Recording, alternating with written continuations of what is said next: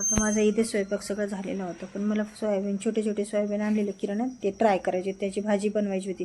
मी सोयाबीनची पातळ भाजी कधी बनवलेली नव्हती. आणि मी आता इथे फ्लावरची भाजीचं राहिलेलं अर्धा टोमॅटो, छोटासा कांदा, कोथिंबीर, लसूण, अद्रकची पेस्ट, लसूण आलं आणि आता हे मिक्सरला वाटून घेते. तर इथे छोट्या कढईमध्ये फ्लावरची भाजी केलेली, मग कढई खराब होती म्हणून मी मोठी कढई घेतली. तर याच्यामध्ये थोडीच भाजी बनवायची, पण मग चला मोठी कढई होती तर म्हटलं काय हरकत आहे आपल्याला. तर चला हे मिश्रण मी सगळं वाटून घेतलं आणि इथं पाण्यामध्ये अर्धा तास आधी सोयाबीन भिजत घातलं. ते इथं तेल तापायला ठेवलं, त्यामध्ये जिरे मोहरीची मी फोडणी दिली आणि इकडं मसाला वाटून घेतलेला मिक्सरला तो सगळा मी याच्यात छान परतून घेतला. आणि कांदा वगैरे कट करून टाकण्यापेक्षा असा टाकलेला मला आवडतं, कारण की मुलं खातात पण त्यांना कांदा टोमॅटो जास्त करून आवडत नाही.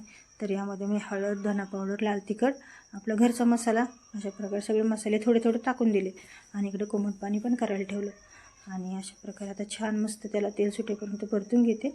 आणि इकडे सोयाबीन पण छान भिजलेलं होतं, यामध्ये मीठ पण मी थोडंसं टाकलेले आणि आता छान मस्त असं परतून घेते हे. आणि ह्या भाजीला मी थोडंसं तेल जास्त वापरलं आणि ते मिक्सरचं भांडे धुवून त्यामध्ये कोमट पाणी टाकलं मी. आणि आता ह्याला छान उकळी येऊन देणार, याला थोडंसं आटून घेणार आणि मग हे सोयाबीन त्यामध्ये टाकणार. चला आता सोयाबीन पण मी स्वच्छ धुवून घेतलं 2 पाण्याने आणि असं पिळून घेतलं. तर इकडं भाजीला मस्त असा कट आलेला होता, म्हणजे थोडंसं असं छान शिजून द्यायचं त्याला. आणि मग नंतर आता हे सोयाबीन छान पिळून घेतलं आणि आता मी हे सोयाबीन याच्यामध्ये टाकणार आहे. तर अशी ओलसर भाजी मी कधी केली नव्हती, सुकी सुकी करायची ती सुकी आपली. आणि ही पहिल्यांदाच ट्राय केली, तर कशी झाली पाहा म्हणून. तर खोटं नाही सांगत, फ्लावरची भाजी जी केलेली ती कोणी खाल्ली नाही, सोयाबीनचीच भाजी सगळ्यांनी केली. चला होतं असं कधी कधी आपल्या महिलांना, असं थोडासा पदार्थ केला की तो नाहीतरी सगळ्यांना आवडतो. तर वरून छान अशी मस्त कोथिंबीर टाकणार आहे मी याला. आणि आता ही त्याच्यावरची प्लेट झाकून ठेवते आणि छान मस्त शिजून देते याला थोडा वेळ. आणि प्लेट मैत्रिणीनं खरकटी नाही बरं का, ही भातावर झाकली होती त्यामुळे ती तशी दिसते. भातावर झाकल्यामुळं ते भाताचं पाण्याचं लागलेलं आहे त्याला.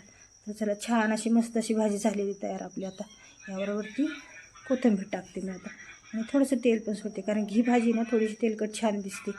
आणि जास्त पाणी ठेवलेलं नाही आणि कमी पाणी पण नाही, अशी ओलसर भाजी ठेवली फक्त. तर चला आता आमच्या दीदीला इच्छा झाली खूप खायची, मला खायची म्हटली, तर मी आता तिला देते. तर सगळ्यांना खूप म्हणजे खूप आवडली सोयाबीनची भाजी. तर चला पहिल्यांदाच केली पण छान झाली. तर चला मैत्रिणी, भेटूया पुढच्या व्हिडिओमध्ये. आमचे व्हिडिओ आवडत असतील तर आमच्या व्हिडिओला लाईक, शेअर, सबस्क्राईब करायला विसरू नका. बाय.